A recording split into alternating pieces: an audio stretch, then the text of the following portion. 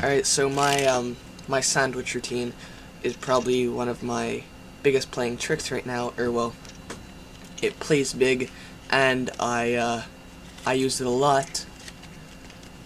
I'm not sure why. It's this routine that I've come up with, combining a bunch of other people's sandwich effects. It's actually just 3 effects. It's about a 2-minute effect or something, but it's easy and it cuts down on slights. And here, I'll just run through it with you. We're gonna use a red jack and a black jack for it, and a selection by a spectator. In this case, the 3 of clubs. We go ahead, we lose that 3 into the middle, and we're gonna try to find it using the 2 jacks. Now, I used to do this with the aces, but I like to use the jacks now because it's a lot more visual when a card appears in between them. Not just any card, of course, your 3 of clubs. Now, I'll do that again. You weren't ready for it, except this time I'll do it a little differently. I'm going to take those 2 jacks, and I'm going to try to make them go into the middle of the deck and find your card. The black jack will go first. You'll see it just disappear right like that. The red jack, it goes a little faster like that. They both travel into the middle of the deck and actually manage to trap 1 card. Not just any card, but your selection.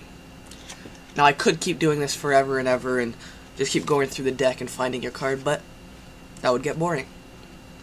That's why I'm going to try to make your card disappear from in between the 2 jacks. Now, just a reminder, it goes jack, your card, jack. So we're going to try to make your card disappear from in between them. Watch.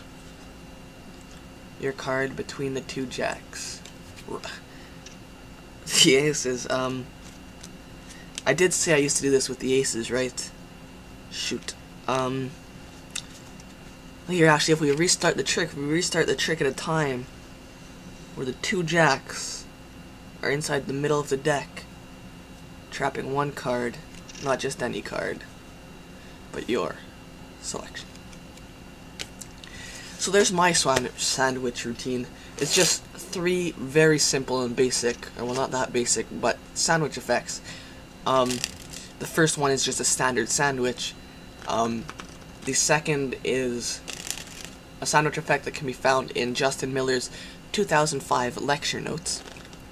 And the third can be found in a Joshua J DVD, but I can't remember which one at the moment. So, here's what you'll need for the effect. You'll obviously need the 2 jacks, the 4 aces, and another jack. Okay? I always like to use the 2 black jacks. They don't have to be duplicates at all. This goes completely unnoticed. I've never been called on it, even though I had been calling attention. Like, I wanted to see if I could get called on it. I kept saying the jack of spades, the jack of spades, the jack of spades. I didn't get called on it. So that just goes to show you'll never get called on it. Anyways, setup. Jack of clubs. I like to use the jack of spades here. Jack of clubs on the bottom. 4 aces on the top. And you're good to go. Every once in a while, I'll add an extra card onto that jack, just so I can flash the face, and I'm going to ditch it during the first sandwich, if I do that version. So, you have them select a card, the 9 of hearts. Now I'm going to ditch that card right away, this bottom card. I'm going to buckle it and get a break underneath, and just do your swing set control. Okay, so right like that. Now note, every control that you have to do for this effect has to keep the top stock. It has to keep the top stock, your 4 aces and the selection, as well as the bottom stock. Okay, so when you swing set control, you have to swing cut the deck like you normally do. Anyways, their card gets lost in the middle.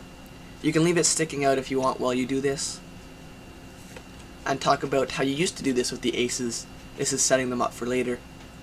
How you used to do this with the aces, but now you like to do it with the jacks. The reason you do it with the jacks, because it's a lot more visual when a card appears in between. Okay, I like to do it because it's nonchalant, quick appearance, boom, first effect, okay? All that appearance is this. I'm just pulling that card over with my thumb. As I wave in the air, a card appears, and there. For those of you who don't know the standard sandwich load, you're going to break under the top card. The 2 jacks go on top, pick up everything underneath your break, and pull off the top card. And put it on the bottom. So that card's effectively lost in the middle. I do have some subtleties on this. If you spread the jacks forwards and backwards like this, it looks a lot cleaner. Give me a second, my phone is ringing. Let me pause the video. And we're back. Okay. So you leave them out jogged like this so that when you square them together, it looks a lot cleaner. Okay? So just do your first appearance. And it's their card. You're going to swing cut the deck and put their card there. That's actually on top of the aces. And I just like to do a pass. Okay? Once again, get a break under that top card. And you're going to do that standard sandwich load once again. Now this is probably the hardest part of the trick. I'll try to explain this the best I can. I have trouble explaining this though. Okay, I'm just warning you off the get-go. Here's what it's going to look like. The first jack disappears, then the second jack is going to disappear. For some reason, people find this hard. I keep messing it up recently. I don't know why. Anyway, so you do that standard sandwich load, the cards in the middle, and you're going to kick it out with your fingers. And you're going to grab them, pull down, and shoot that card in, thus covering the jack. Okay? Now you don't want to move this left hand. All it's doing really is holding the deck, is holding this card. Okay? So, that disappearance goes boom, and the first jack is gone. You're really just kicking that card in to cover that jack. Next card, you do a pass, or well, I do a pass.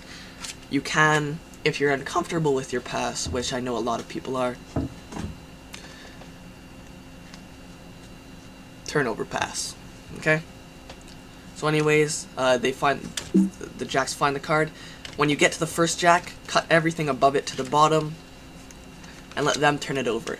Sorry, I'm going to have to start hurrying up, or else I'm going to go over my 10-minute time limit. You're going to half pass that bottom jack, and get a break under the top 4 cards.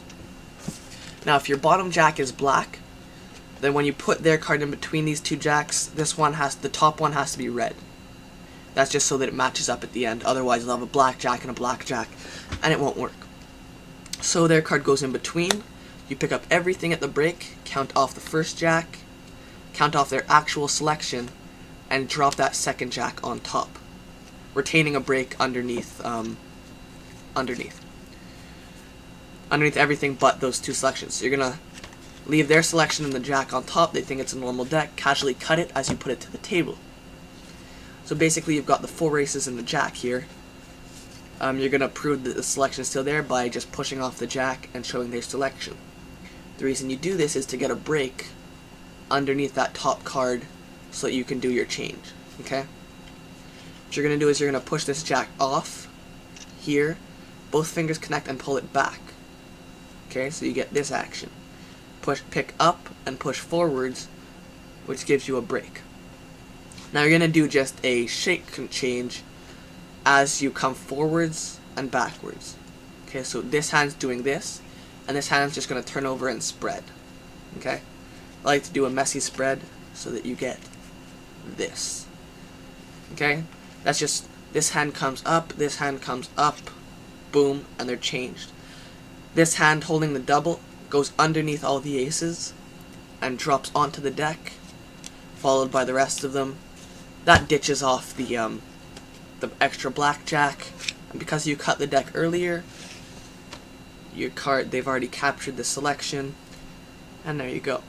So there's my sandwich routine that I've been doing for a while, and I hope you guys like it. It gets some nice reactions for that kicker ending.